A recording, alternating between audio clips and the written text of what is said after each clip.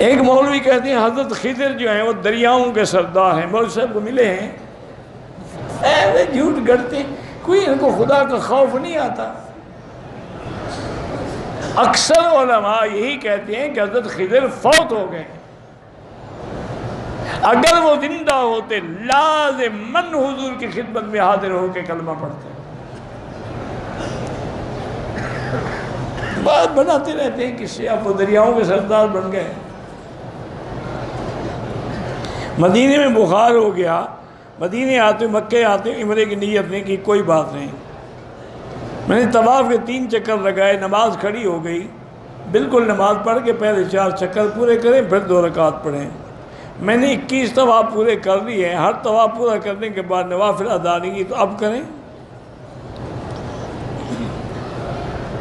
لوگ کہتے ہیں کہ جبل سور اور جبل رحمت کے پتھر جنت سے ہیں، بالکل جھوٹ ہے۔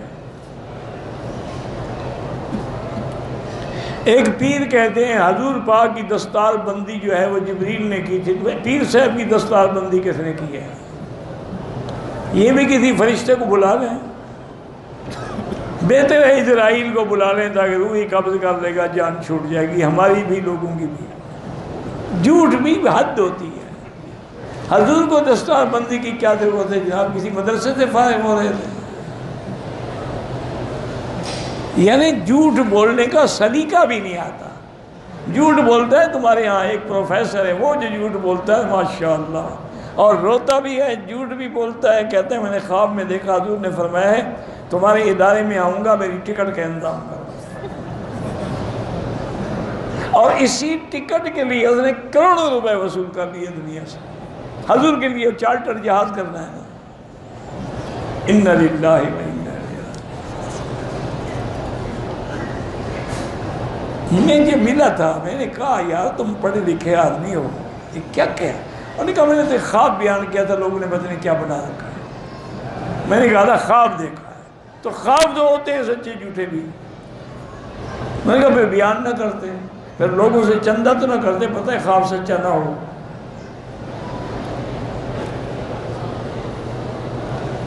بدر کے راستے میں آب شفا آب حیات مجھے تو آج تک نہیں ملی، تمہیں ملی ہے تو پی لو، پھر کبھی نہیں مرو گے۔ آب حیات جو پی لی، جھوٹے لوگوں نے پیسے بنانے کے لیے بنا رکھے ہیں، یہ آب حیات ہے، یہ آب شفا ہے، یہ فلاں ہے، پیسے لاؤ لے جاتا ہوں آپ کو وہاں، سب جھوٹ ہے۔ حضور کے زمانے والا بدر ہی کہاں رہا؟ وہاں تو جب حضور آئے تھے پانی ہی نہیں تھا، آپ کے اس طرف قیام تھا جہاں پانی نہیں، جو پانی والا طرف تھی وہ کافروں کے پاس تھی۔ پہلے صرف بدر میں ایک چشمہ ہوتا تھا، پانوں سے نکل رہا ہوتا تھا، اسی سے وضو اور پانی پیا جاتا تھا۔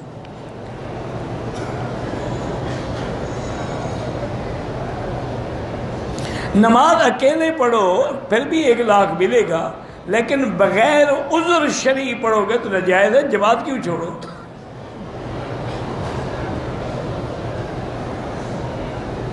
کہتے ہیں کہ طواف کعبہ میں مختلف ملکوں کے لوگ ٹولیاں بنا کے چلتے ہیں، اللہ ہدایت دے۔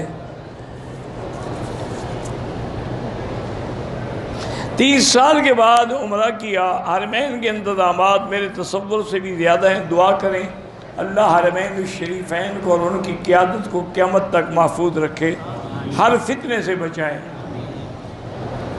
عمرہ مکمل کیا، ہوٹل میں آیا، صابن ملا، سیفٹی سے سر کے بال اتار دیے، صابن میں خوشبو تھی، دم تو نہیں پڑا کہ فوراً اتار دیا نا، کچھ خیرات کر دو۔ اگر کوئی نفل نہ پڑے تو صرف شکرانے کا سجدہ نہیں ہوتا۔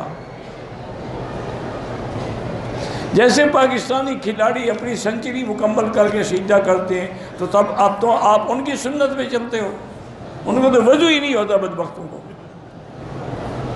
سجدے کر رہے ہیں، اور نہ ان کو پتہ ہوتا ہے کہ سجدہ کعبہ کس طرف ہے۔ وہ تو ایک روایت بنائی ہوئی ہے جی، وہ سنچری پہ اللہ کا شکر کیا، اللہ کی نماز نہیں پڑھتے، سنچری پہ شکر ادا کر رہے ہیں۔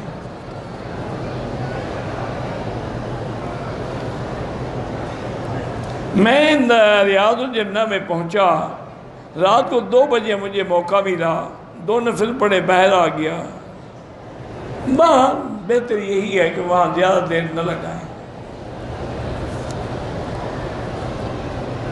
پہلا عمرہ کیا، ٹینٹ کرائی، اگلے دن پھر عمرہ کیا، بال نہیں کٹوائے، پھر عمرہ کیا، پھر بال نہیں کٹوائے، دم پڑ گئی۔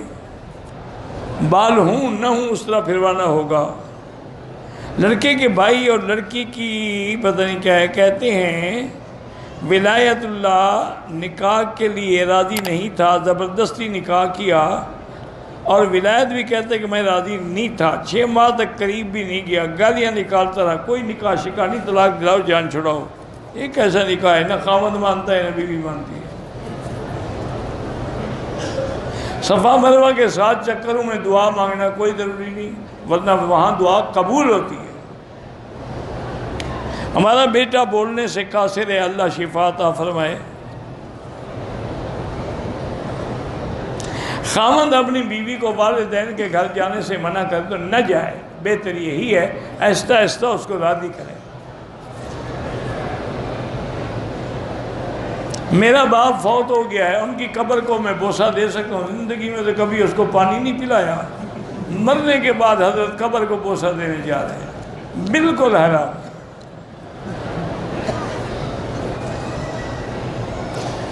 زندہ کے لیے عمرہ طواف نہیں ہے۔ حضور پاک کے نام پہ عمرہ کر کے ہدیہ کریں، کر سکتے ہیں۔ اگر وضو کرنے کے بعد آدھے گھنٹے کے بعد پیشاب کا قطرہ آ جاتا ہے، ہر نماز کے لیے نیا وضو کرو۔ مثلا ظہر کو وضو کیا تو وہی وضو عصر تک کافی ہے، پھر عصر کے لیے نیا وضو کرو اور نیچے انڈر ویئر رکھو، جب دوبارہ وضو کے لیے جاؤ تو اس کو دھو ڈالا۔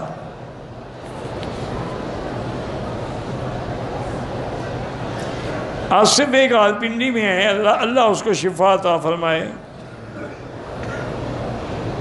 مسواک کا مجھے بہت شوق ہے لیکن دانتوں سے خون آتا ہے، بہتر یہ ہے نا کہ کسی ڈینٹل ڈاکٹر سے رجوع کرو، وہ دوائی دیں گے، بند ہو جائے گا۔ شوگر کا علاج یہی ہے کہ 2 چمچے زیتون کا تیل صبح اور 2 چمچے رات کو۔ مکے سے مسجد عائشہ جانے سے پہلے احرام باندھتا ہے، بعد میں یا اتار دیتا ہے، مسجد جا کر غسل کے بعد احرام باندھے، کوئی بات نہیں، یہاں سے باندھے وہاں باندھے، کچھ نہیں ہے۔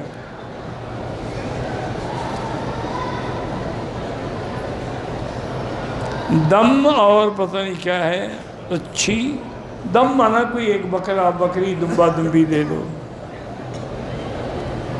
احرام کی حالت میں بھول کے سر کو چھپا لیا، فوراً ہٹا دیا، کوئی اس پہ دم کوئی نہیں ہے۔